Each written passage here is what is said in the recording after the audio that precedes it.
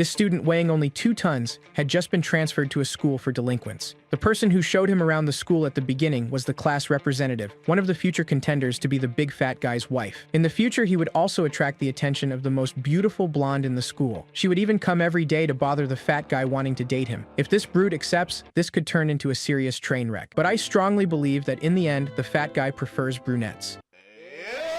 In the cafeteria, several delinquents wanted to harass the hot leader of the first-year class. They even pushed her, but our giga-fat guy saved her. Our hero doesn't wear a cape. He weighs 2 tons. This made the guys furious. So they came back again to torment him. But with just one cold look, they all shit their pants. Peace had returned to the fat guy. However, another problem had arisen. He caught the attention of a big fish. After breaking the hierarchy at the school, he would be punched in the face as punishment. At first, he thought the guy was very slow, so he dodged easily. The punch that was about to come next would break some bones. But remembering the promise he made to his mother to graduate peacefully, he stopped and was hit square in the face. He even pretended to be hurt, but it was all an act. The girl wanted him to go to the infirmary, but he hadn't even felt that punch.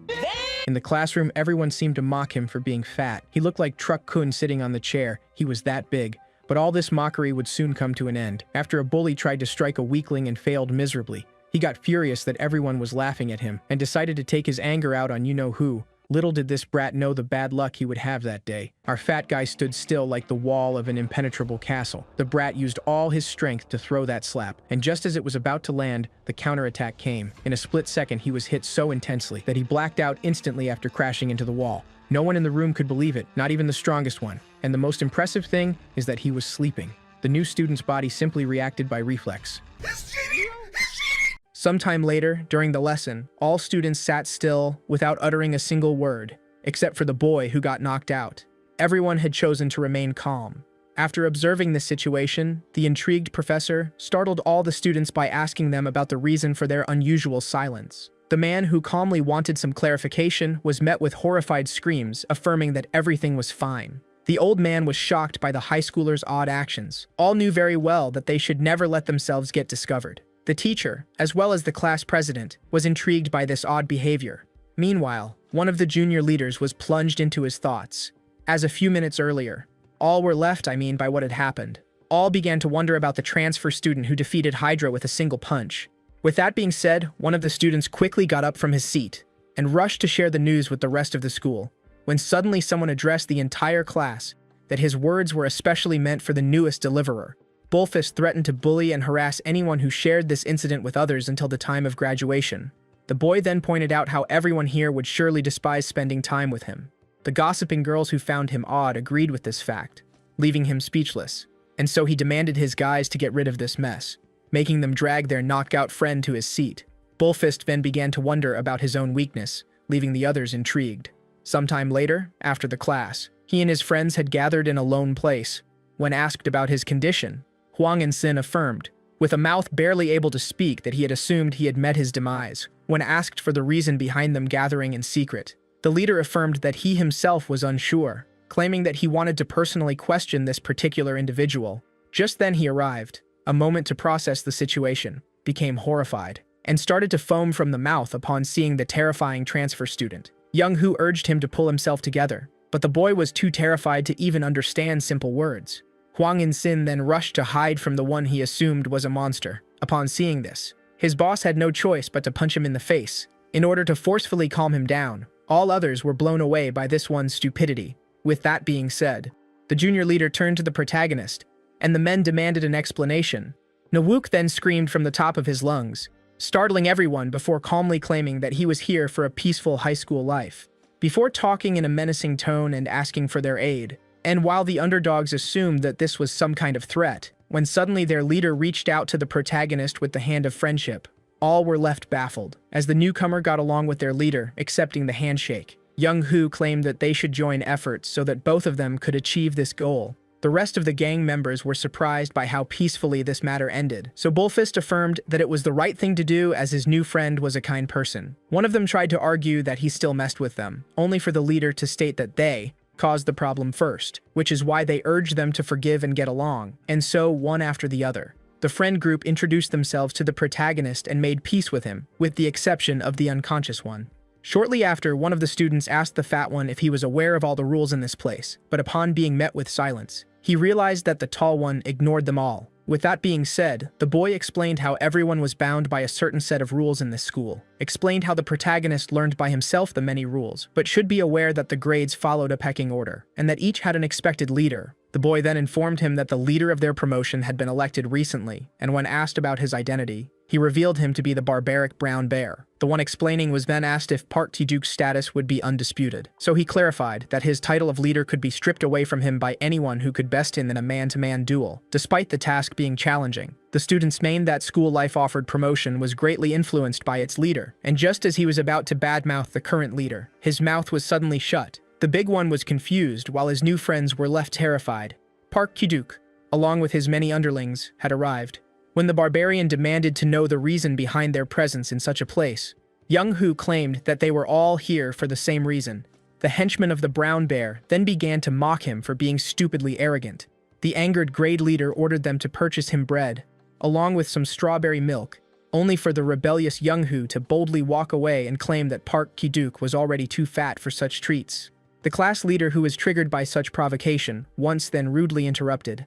Once he demanded to know who was showing arrogance, he was interrupted once again by someone asking him to be respectful and urging him and his gang to stop harassing others.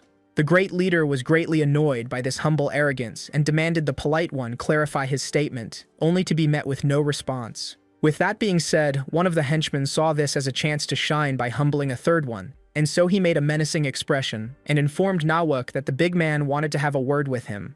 But upon being met with no response, he began to make fun of his weight, especially his overgrown chest. But just then, the boy realized that the protagonist was the same one who got sucker-punched in the lunchroom and laughed at him for it. He then threatened to make that a protagonist's third embarrassing moment by punching him in the face, and assumed his silence to be fear. But at the very moment he thought to make fun of our hero's hat, the calm one politely asked his body to restore the hat to its original place. The expression of our hero was so heartwarming that the boy began to shake. And so he gently grabbed the calm boy's hat before carefully putting it back in its place. The brown bear had a hard time processing what just happened, and just as he was about to lash out at his henchman for this pathetic failure, someone suddenly called him. The boss turned around. The young thugs were now in the presence of ladies, and one of them asked if it was either of the first years. The barbarian tried to appear as polite as possible, as this was none other than the honored student of their promotion, Kim So-young. This one had stunning beauty, then noticed our protagonist, and was left disgusted by his fat appearance. The honorary student wanted the brown bear to come with her, as Susie wanted to have a word with him. The big one grew even more excited, as this was none other than Park Susie from the second years. With that being said, he happily rushed to meet with the pretty girl. His sudden leave intrigued his goons, so he stopped for a second and addressed them. Upon being commanded to take care of the rebellious ones, the weird mood of the goons was suddenly twisted to a more violent atmosphere. The one who originally went to bully the protagonist urged them to stop, doing the giant pressure that he suddenly defended. Upon seeing that his voice would be unheard, he decided to make a run for it before the worst could happen. And so in the blink of an eye, our hero and his friends found themselves surrounded, as when the leader expressed his command, his word would be absolute. And in case one ignores this word, he should just flee and change schools or risk being punished by the same boss that he had defied his authority, meaning that when the leader gives his orders, one could never disobey. Following that logic, the one with an afro explained that as first years, they are bound to respect the words of their leader. And with that being said, began the initiation of the devalued one as he punched the first student in the gut, making him suffer in pain. The rest couldn't believe this scandal. Naseon Wook, who saw it all, was particularly livid by this injustice. The henchmen then began to make fun of the dark looks given to them by Bullfist. But just as the afro pointed out that they had their hands tied, he was suddenly interrupted by none other than the protagonist, who, despite having a hard time following the rules, affirmed that someone who harasses others was in fact an enemy. One of the students who was annoyed by those noble words flipped off the hero, claiming that the words of their leaders were law, only to be silenced by the fat one raising his voice. Nawuk affirmed that the bullies are his enemies, and with that being said, our hero decided to bring the harassers under his control. Meanwhile, somewhere else within the school, where an oppressive meeting was being held, Zombie affirmed to her superiors that the brown bear had been officially appointed as the leader of the first years. This made someone laugh hysterically. Then someone asked the blonde boy who in his opinion would win in a fight between himself and the new junior leader. Young Jun affirmed that the brown bear was still a weak junior. The mad one quickly got off his chair, leaving Zombie uncomfortable as he asked him to clarify if he believes in his victory or not. The blonde one confirmed and claimed that the tall one with a red shirt was unique among his promotion. At that time, the protagonist, who claimed that the henchman was his enemy, decided to begin his subjugation, and so he jumped into the air before taking a fighting stance, followed by a second. Due to his footwork, everything had been set in place. All were left intrigued as this was step dance, a self-concealing secret technique known as hidden in the smoke that left everyone blind. One of the goons assumed he had seen the single word of the big hero, and so he immediately tried to take a swing at him. His powerful strike silently dissipated into the smoke. The confused bad guy was unable to locate the fat hero, who suddenly appeared behind him and whispered in his ear, scaring the soul out of him. At that very moment, the goon was blasted into the wall, and just as the rest of the group couldn't believe what had just happened, a second man had been taken by surprise and defeated in one blow. The Afro was unable to process the situation. All of them were now at the mercy of a kind soul who kept on hiding itself within the smoke. The student was left horrified, claiming that such a technique was considered cheating. But at that very moment, he found himself alone in an endless sea of white. But just as the smoke dissipated, the Afro, who was left stunned, had a hard time believing his own eyes. At the same time, in a safe spot, the friends of the protagonist began to scold him for his actions, which confused him, seeing how they chose to escape rather than fight back. One of them affirmed that they were doomed as their transgression of the rule would certainly call for the intervention of the seniors. The leader then affirmed that he would have engaged the plight if the protagonist hadn't done it first, and that they should take care about what to do next. All were left horrified as the seniors were surely going to look into their crime. Only then did the lead realize that someone was missing. Meanwhile, back at the Afro, the boy found himself in the presence of an overwhelming aura. Upon seeing this magnificence, the henchman immediately assumed him to be the true leader of the group. This individual was none other than a poor Hydra that had just woken up from a forced nap. When asked if this one was truly the main culprit, the student affirmed it with all his mind to Brown Bear, claiming that they had been assaulted by Huang and Sin. But the leader had his doubts. The goons affirmed to Brown Bear that the weak-looking one had truly attacked them and must be playing mind games to hide the fact that he is the real boss. Hydra apologized, claiming that he had no idea what was going on, before cracking a villainous smile and affirming his ignorance once again. The horrified goon then pointed out the evil expression the supposed leader just had on his face, making him look like a delusional man in the eyes of his boss. Park Ki-duk then asked him once again if he was truly behind it, only for Huang In Sin to deny it once again, wondering if he truly showed an evil smile. At that moment, someone entered the building, and just as Brown Bear was questioning the young man, this new presence affirmed to him that it was obvious that Hydra wasn't the one he was looking for. The intrigued boss turned around. His henchmen insisted that they had brought in the real me there. They were quickly silenced by their angry superior. With that being said, the henchman realized that he had mistaken an innocent student for the main culprit in a moment of panic. And so, Brown Bear finally realized that there was no way for the skinny blonde to have beaten up his henchman, meaning that Bullfist was the only suspect left. The two of them stood face to face once again. Park Ki-duk began to wonder what he should ask for in order to make up for this injustice. Yet upon being met with no response, he decided to bring up the seniors, claiming that Bullfist and his gang would be in trouble if they intervened, making him immediately apologize.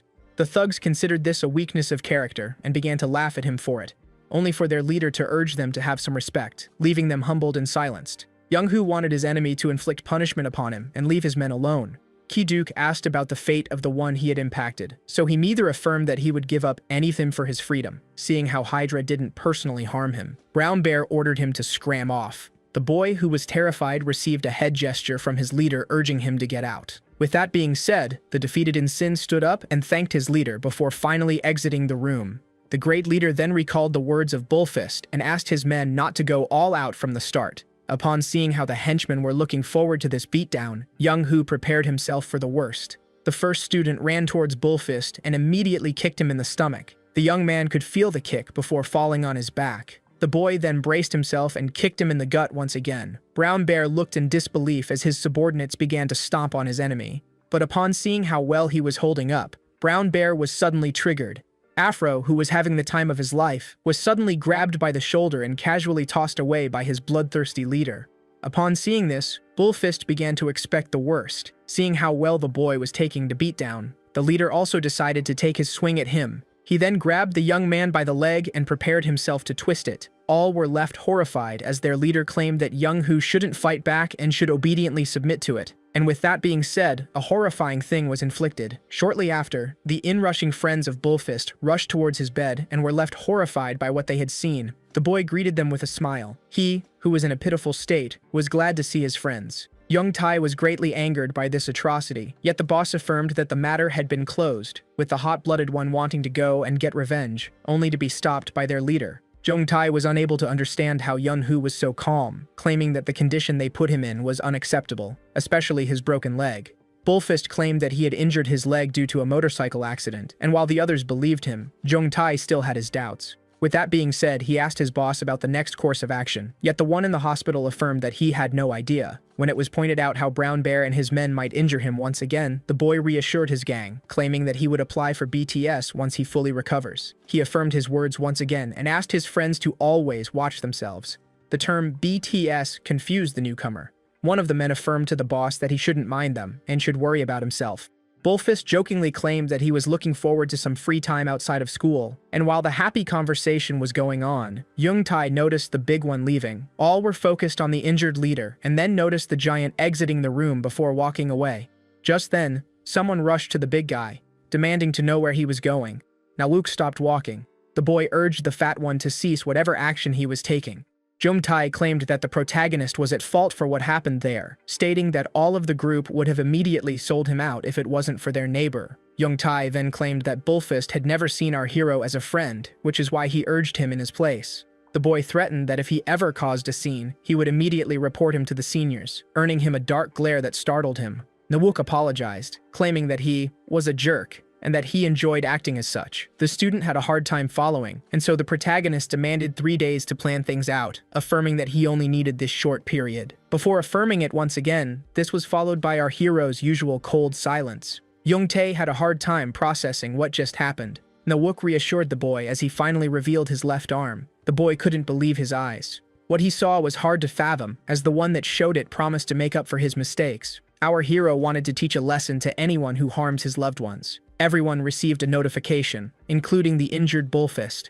BTS battle target system had been initiated. All were left intrigued as a designated fight between first years was announced. The leader of the first years, Brown Bear, was demanded to fight a certain opponent that left everyone amazed, as it was none other than the transfer student himself, labeled as an underdog. With his tattoo finally out, our hero would now consider all of his upcoming actions as a way to defend himself. BTS, which is also known as Battle Target System, had some indisputable rules. The first being that only those not connected by the seniors were allowed to obtain the tickets to see the match.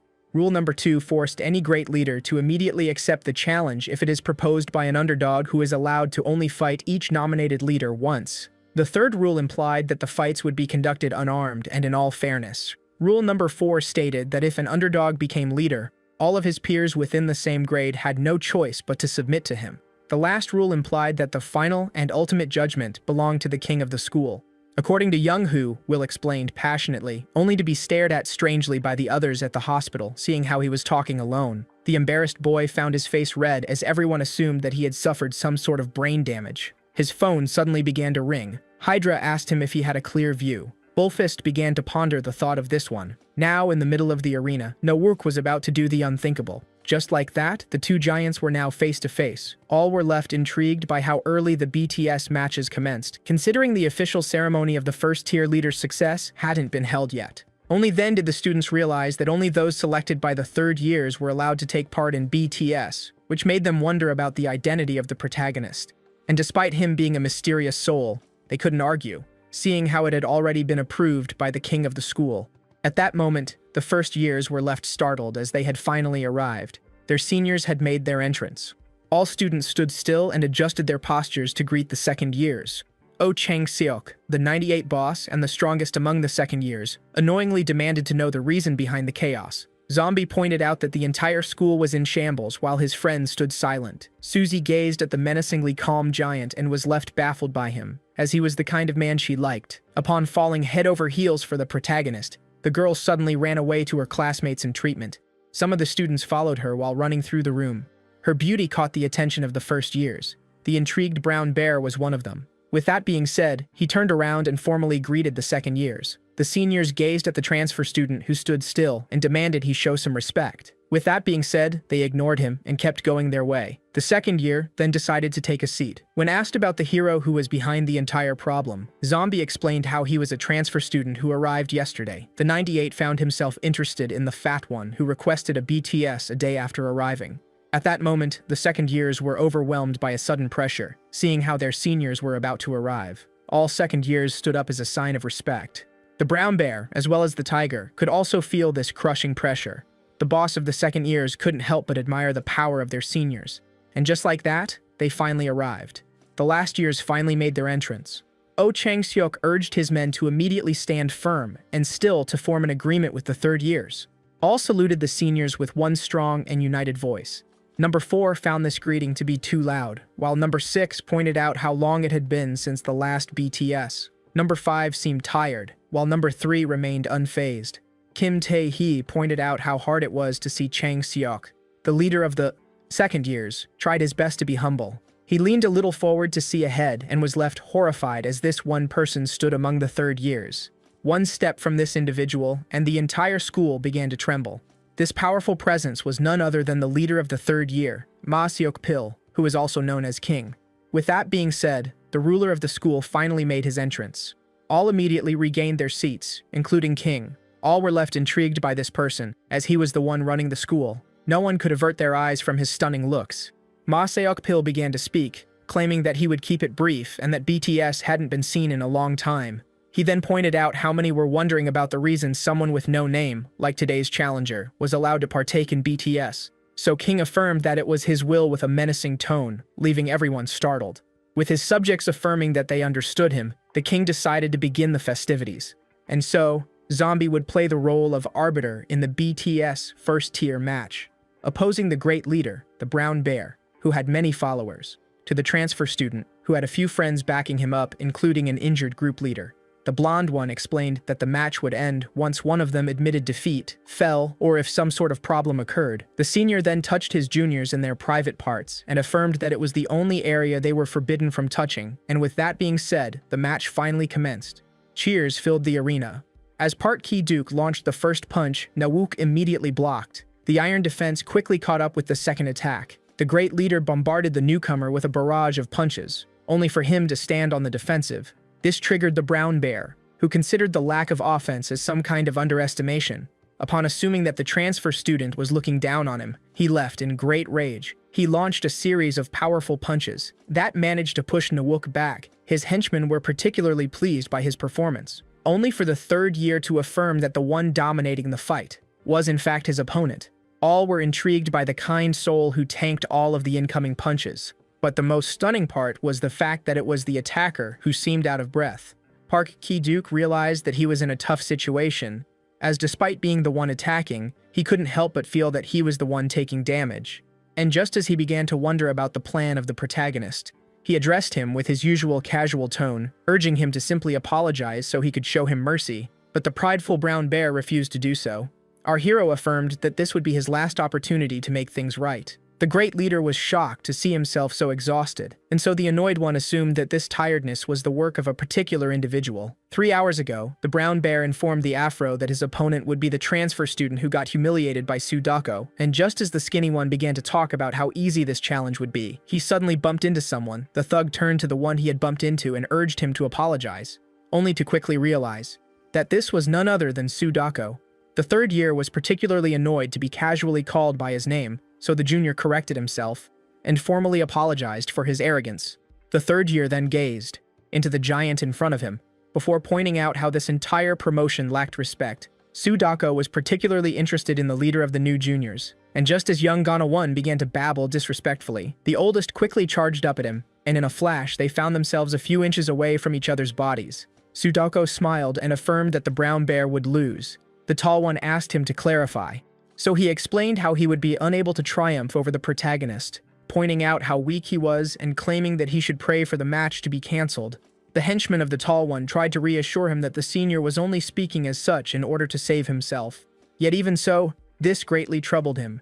As he began to doubt his own victory, The brown bear was snapped back to reality by the kind soul who urged him to respond. With that being said, the class leader once left greatly angered. One of the watchers realized that the boss of the first years was more excited than he was back in the first year competition. He kept on bombarding our hero with fists, dealing punch after punch, but to his great shock, his opponent was left unimpressed. His towering self seemed to get even bigger. As he resorted to his technique absorption, none could believe their eyes.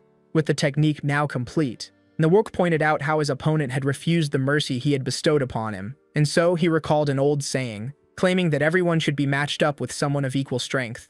The boy who said those very words took a moment to process them, before deciding to rebirth the word by charging up at his opponent in order to cleanse him from his sins. This was the end of episode 1.